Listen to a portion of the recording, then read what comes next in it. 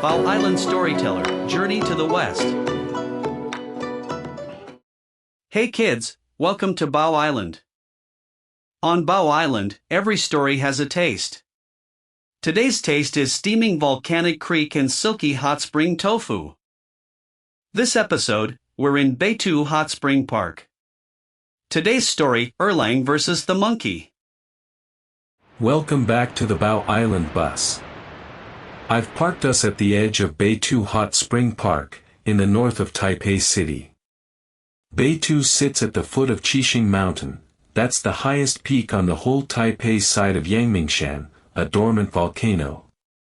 You can see steam rising from the creek right now. That steam isn't fog, it's real geothermal heat, bubbling up from underground. The water here can reach 80 degrees Celsius in some spots, and it has a faint sulfur smell that gets into everything, your clothes, your hair. Breathing in, I can smell it already. It smells like a very fancy egg. Laughing, that is exactly what sulfur smells like. I kind of love it. It smells like the earth is cooking something. Beitou became famous for hot springs during the Japanese colonial period, over 100 years ago. The Japanese built public bathhouses here, and some of those buildings still stand.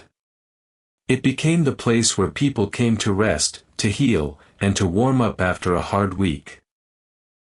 Steam rising from a mountain. An ancient volcanic creek. Today's story is going to be intense, isn't it? Today's story is the most spectacular duel in the entire first 7 chapters. Let's go.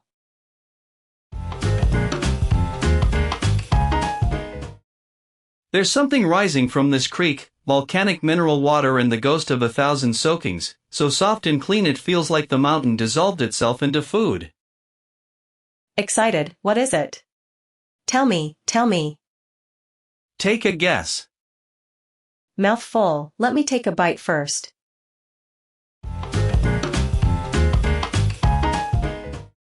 Excitedly, okay, food first, because I cannot wait. Hot spring tofu. This is something you can only really get here in Beitou. What makes it different from regular tofu? The tofu is made with hot spring water instead of regular water. The minerals in the spring, calcium, sodium bicarbonate, change how the tofu sets. It comes out incredibly silky. Like, if regular tofu is a sponge, hot spring tofu is a cloud.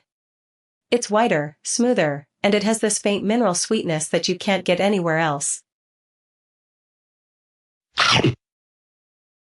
How do you eat it?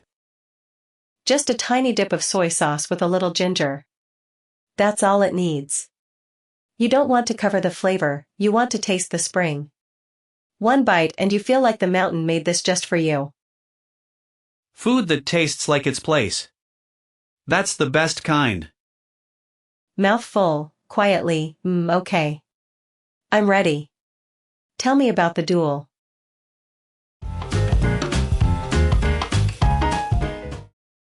Right.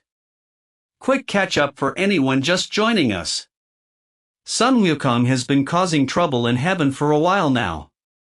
He stole the magic peaches, crashed the Queen Mother's banquet, drank all of Laozi's immortality wine, and then fought 100,000 heavenly soldiers to a standstill. The Jade Emperor, desperate, let Laozi seal the monkey inside his 8 trigram furnace, the most powerful forge in all of heaven, for 49 days. And Sun Wukong survived it. Not just survived, he came out with fire golden eyes that could see through any illusion, any deception, any disguise. And then he grabbed his staff and started fighting his way to the Jade Emperor's throne room. The celestial armies could not stop him. Heaven is losing to one monkey. The Jade Emperor, at absolute breaking point, called out, "Is there anyone at all, who can stop this?" And Guanyin, the goddess of mercy, spoke up. She said, "I know someone. Your Majesty's nephew, the immortal master of Guankou. Erlang Shen." Excitedly, who is Erlang Shen?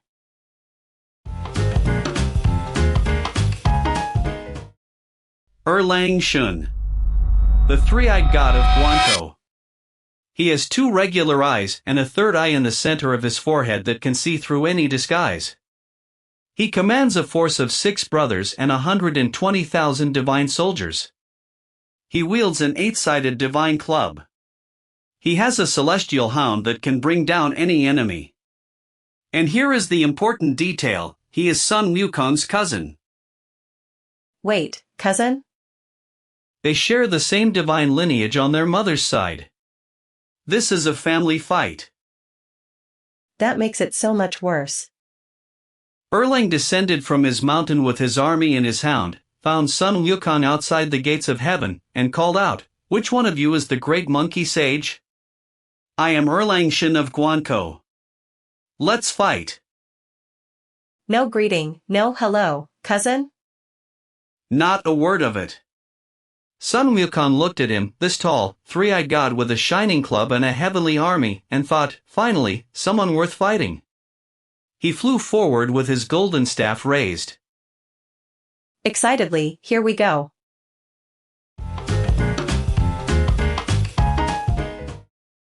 They fought for 300 rounds in the sky above Flower Fruit Mountain. 300 rounds, and neither could get the upper hand. 300 rounds? Neither won. Neither lost.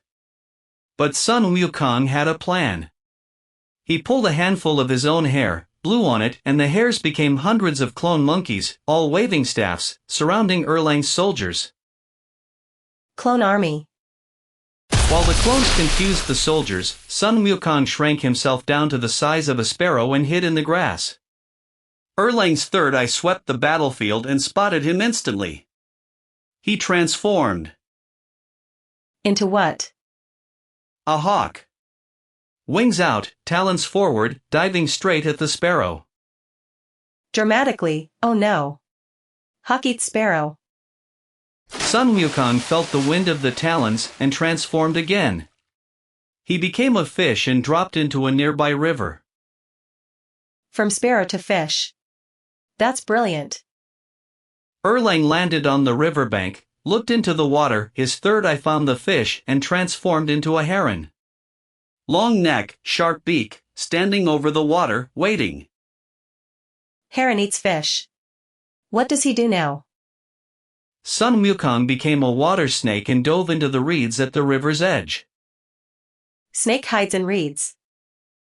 Erlang became an eagle, wings spread, circling overhead, watching every reed. Slowly, he matches every single transformation. He knows what's coming next before it happens. Because they're the same kind of being. Fighting someone who thinks exactly like you is the hardest fight of all.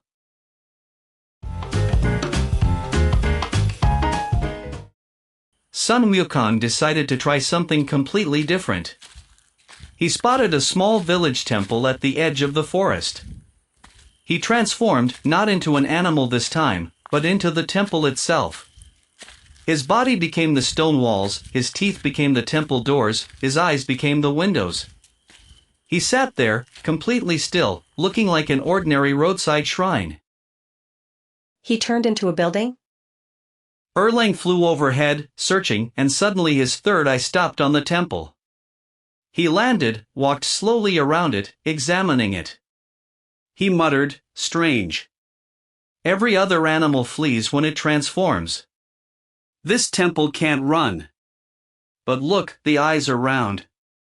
Windows are never round." Quietly, the windows gave him away.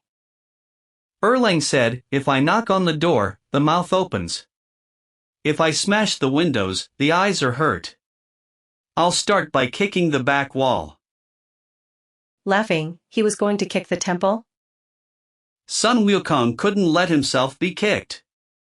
He abandoned the transformation and leaped back into the sky, but the moment he did, his position was exposed.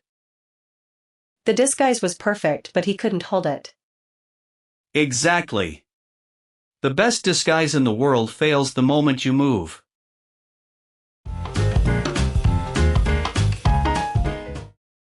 Good moment for a walk. There's a path along the hot spring creek that leads toward the foot of Qixing Mountain. This creek is incredible. The water is actually steaming. And the color is that blue-green? Beitou has a very rare type of spring water called radium water. It has a natural blue-green tint from the minerals. The Japanese scientist who discovered it in 1913 found a unique mineral in this creek that exists almost nowhere else on Earth. They named it Beitouite, after this place. A mineral named after Beitou? The creek has its own mineral? Qixing Mountain above us, the Seven Stars Mountain, is dormant, not extinct. The geothermal activity underground is what feeds these springs. You're standing on top of a sleeping volcano. Looking up, a sleeping volcano and a glowing creek and a fight between cousins happening in the sky above us. The atmosphere is exactly right. Laughing, the story does fit the location.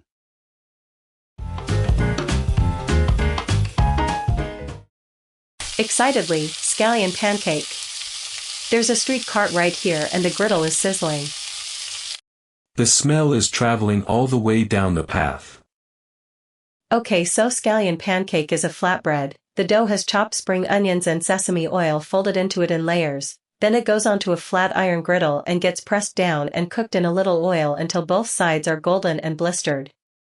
The outside is crispy and flaky, and inside the layers are soft and chewy and full of scallion flavor. Every bite gives you both textures at once. How do you eat it? Some people eat it plain. Some eat it with a fried egg inside. You crack an egg on the griddle, put the pancake on top, let the egg cook into the bread. Either way, you eat it while it's hot, tearing off pieces with your hands. Simple food, made with attention. That's Taiwanese street food in 5 words. Okay, what happened after the temple trick?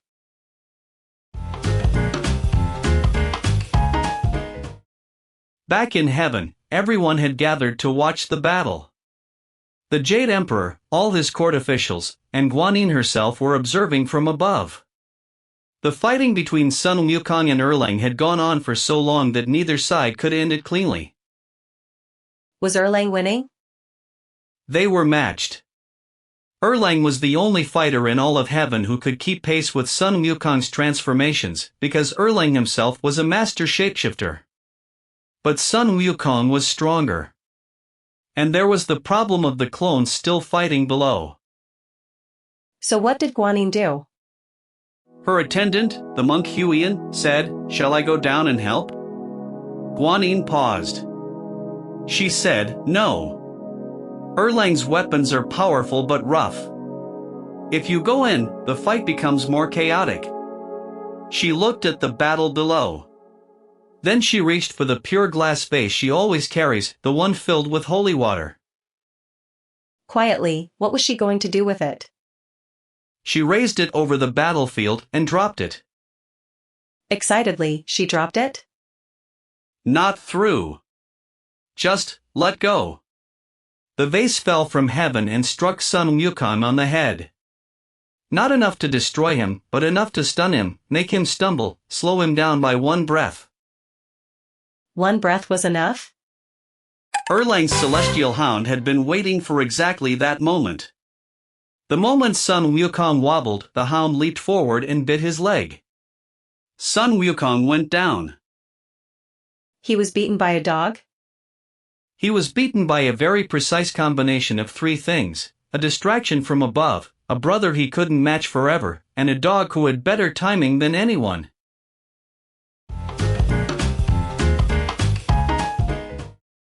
The celestial armies swarmed in. They bound Sun Wukong with divine ropes, pierced him with divine hooks, and dragged him back before the Jade Emperor's court. The monkey that had defeated every general, survived a furnace, and fought his way to the throne room was tied up and kneeling. Quietly, that's a strange feeling. After everything. The Jade Emperor ordered his execution. They tried fire, it didn't work. He'd absorbed too much immortality from the pills and the peaches. They tried blades, the blades bent. They couldn't kill him. He's indestructible? Almost. Lousy stepped forward and said, "He ate my pills. Only my furnace can end him. Hand him over." And for the second time, Sun Wukong was sealed inside the 8 trigram furnace. But this time, Lousy himself stood guard. 49 days again? 49 days. And this time, there was someone watching who would make sure the furnace stayed sealed. Slowly, something big is coming. Something very big. But that is next episode's story.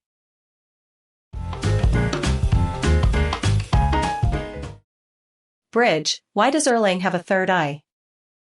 In the original story, Erlang Shen cut his own forehead open and inserted a divine eye there after a long period of training.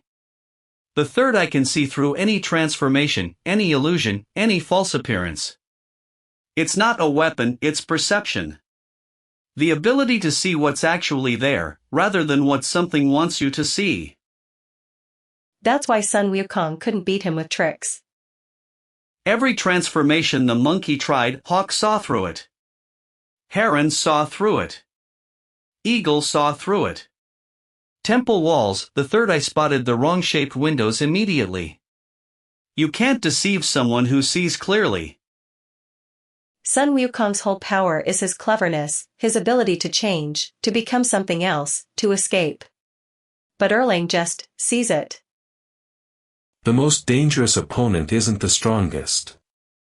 It's the one who can see what you're actually doing. Quietly, so the only way to beat Erlang would be to stop trying to trick him and fight him honestly? That's exactly what Sun Wukong couldn't bring himself to do. He always had one more trick. One more transformation. He couldn't stop. And that's why Guanyin's vase worked. She didn't overpower him. She just interrupted the tricks for 1 second. 1 second was all it took.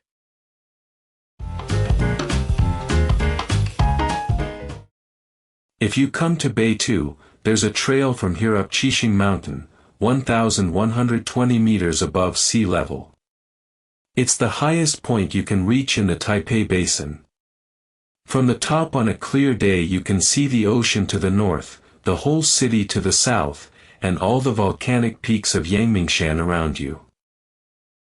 Is it a hard climb? The trail from Langshuiking on the back side takes about 2 hours. The front side from Ziyuking is shorter. Either way, you smell sulfur, you pass steaming vents in the ground, you see lava rock formations. It doesn't feel like Taipei at all. Standing on a dormant volcano, looking down at a city of millions of people who are completely unaware that the mountain could theoretically, one day, wake up. That is both beautiful and slightly terrifying. Most interesting things are both. Laughing, Captain Wisdom. I'm writing that down.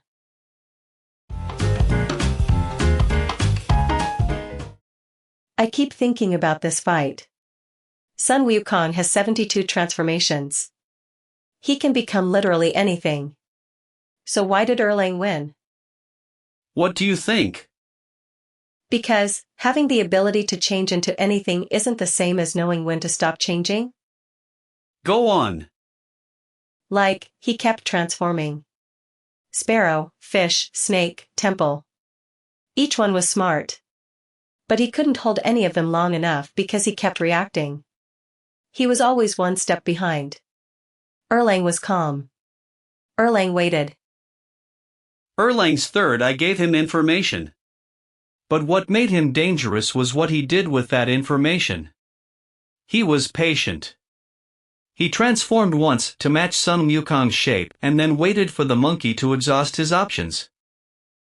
Sun Wukong is brilliant but impatient. The monkey with 1,000 tricks, outsmarted by someone who had one, and used it perfectly. Quietly, that's kind of the whole story of these first chapters, isn't it? He has more power than anyone. But power plus impatience keeps getting him caught. And what comes next, 500 years trapped under a mountain, is going to give him time.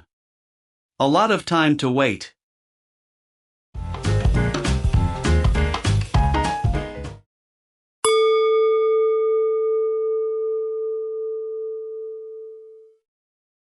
Time to wrap up. The steam is rising off the creek. The light is getting golden on the mountain. A good moment to sit with hot spring tofu and think. Today we were in Beitou Volcanic Hot Springs, a glowing mineral creek, Qixing Mountain standing watch above us. We ate silky hot spring tofu made with spring water, and crispy layered scallion pancake off the griddle. And we watched the greatest shapeshifting duel in all of Journey to the West, hawk versus sparrow, fish versus heron, snake versus eagle, monkey versus temple, until Guanyin dropped her vase from heaven, the celestial hound bit his leg, and Sun Wukong was captured for the second time. He turned into a building and it almost worked. It almost worked. What's next? Next time, we head into Old Taipei. Dihua Street, the historic trading street, and Yuanshan Park. We'll have 2 rice pudding and preserved dried snacks from the old spice merchants. And we'll watch what happens when you lock the most powerful creature in the world inside the most powerful furnace in all of heaven for 49 days, and he walks out even stronger. And then, the Buddha arrives. Excitedly, the Buddha. Softly, the steam keeps rising from the creek, patient, warm, and impossible to hold. On Bao Island, stories grow up with you.